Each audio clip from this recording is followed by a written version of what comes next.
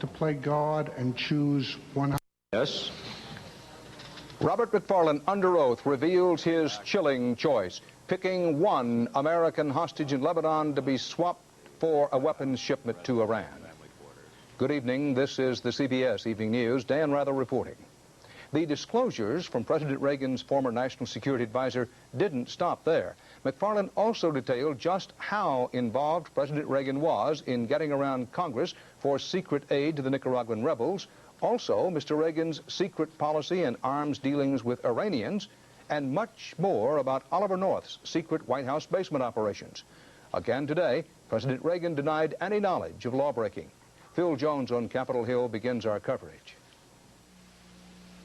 I regret, and I will continue to regret, the mistakes that I've made. Robert McFarland did indeed apologize for his involvement in the Iran-Contra scandal, but in the process, he may have caused bigger legal problems for Lieutenant Colonel Oliver North. McFarland disclosed details today indicating that North may have been involved in obstruction of justice after Attorney General Meese began asking questions in November of last year by shredding documents about the diversion. What did he tell you about a shredding party?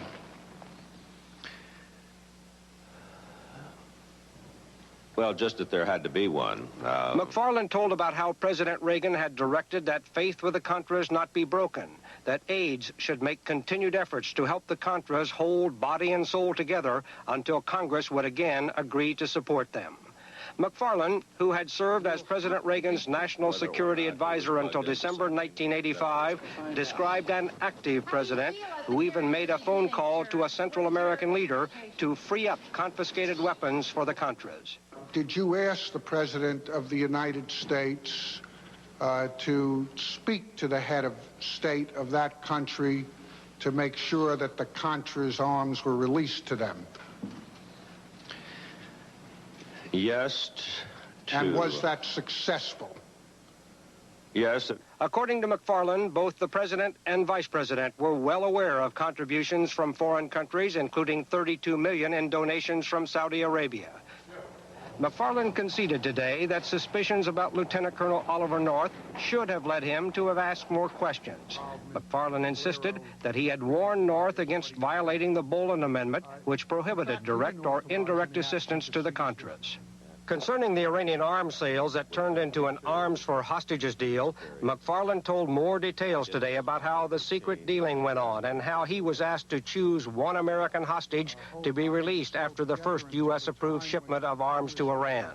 McFarland said he felt as if he were playing God, and he chose the American CIA station chief William Buckley being held captive in Beirut. And it brought home to you, I take it, what it really meant to be negotiating for hostages. Well, it was very clear that this was not the kind of exchange that was proper.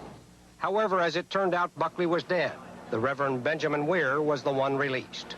It certainly makes me feel very humble that I was chosen, and I also appreciate the fact that Mr. McFarland must have been in a very difficult position at that moment to make that kind of choice. I hope... The Air Force and NASA were blamed today for a $181 million mistake.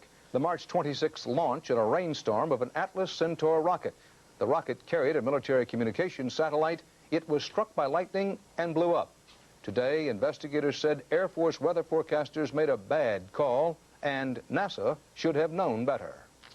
New developments today in the battle against AIDS. They centered on issues of public health and public morality. A federal agency called for increased voluntary testing for the AIDS virus, and the nation's largest city began an anti-AIDS advertising campaign of startling frankness.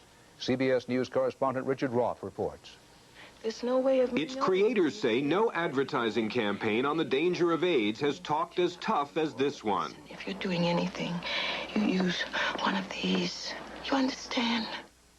The print and broadcast ads shown off by New York City officials today are aimed mainly at heterosexuals, intended primarily to encourage the use of condoms as a way to prevent the spread of AIDS. No.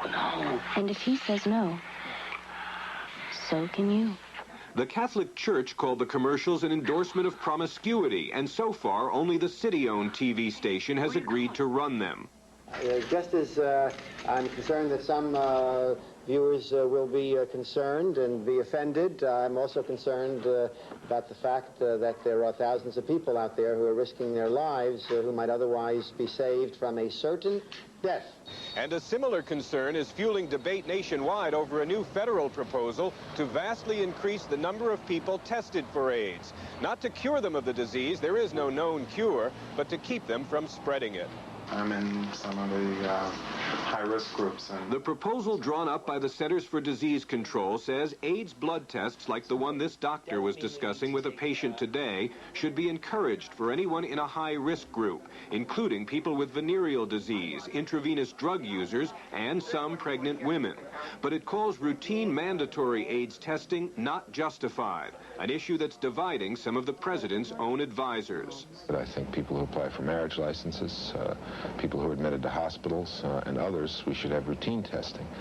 And I still don't understand why we're not doing that. Voluntary testing, easily accessible to all, with the appropriate counseling and with safeguards to ensure confidentiality, is good public health practice at the present time. Opponents of wide-scale compulsory testing claim it would waste money and scare off many people who might be infected. The tests now are mandatory only for military and some other government personnel and for blood donors. But that's already enough to keep this Dallas AIDS testing lab, the nation's largest, busy on 3 shifts, 24 hours a day. Richard Roth, CBS News, New York.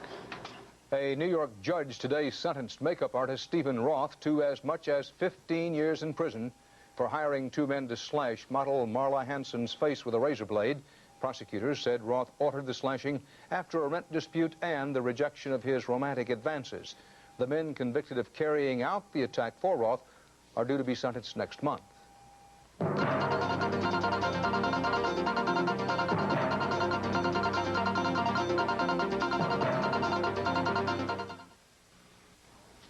Former Nazi Gestapo chief Klaus Barbie went on trial today in France. The 73-year-old Barbie is charged with crimes against humanity, torturing Jews and resistance fighters and deporting them to die in German concentration camps. In court today, he gave his name as Klaus Altmann, the identity he used when he fled to Bolivia after the war. A federal judge in Los Angeles today dropped all charges against 8 immigrants accused of belonging to a Palestinian terrorist group. The U.S. government was trying to deport them, but the judge ruled the order invalid. That case had brought protests from Arab American groups who said the Reagan administration was trying to stifle criticism of its Mideast policy. The Israeli cabinet is deadlocked tonight over what some Israelis see as a historic chance for peace and some others see as a death trap.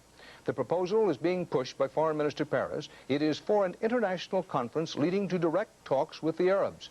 Bob Simon is in Israel. Israel is as divided now as it was over peace with Egypt or the war in Lebanon. Split down the middle, on the streets, in the inner sanctum of the Israeli government. Top cabinet officials met for 5 hours today. Foreign Minister Peres formally proposed a Middle East peace conference. Prime Minister Shamir opposed the idea. Nobody budged. The cabinet could agree on only one thing. The cabinet will continue its deliberation on Wednesday. This is all. Outside the Prime Minister's office, the shouting season had begun. At stake, whether to give up land for peace, parts of the West Bank of the Jordan captured in the '67 war, an issue so volatile that it could topple Israel's 30-month-old coalition government. Yes, it may lead to our elections. I mean, if the government will be unable to take a decision, yes. Supporters of Peres believe a unique opportunity has arisen, with Jordan's King Hussein ready to negotiate with no guarantees, with a new Soviet leader perhaps willing to play a constructive role, with a weakened PLO. This is a time to take risks. If this specific government would miss this opportunity, it is a real pity.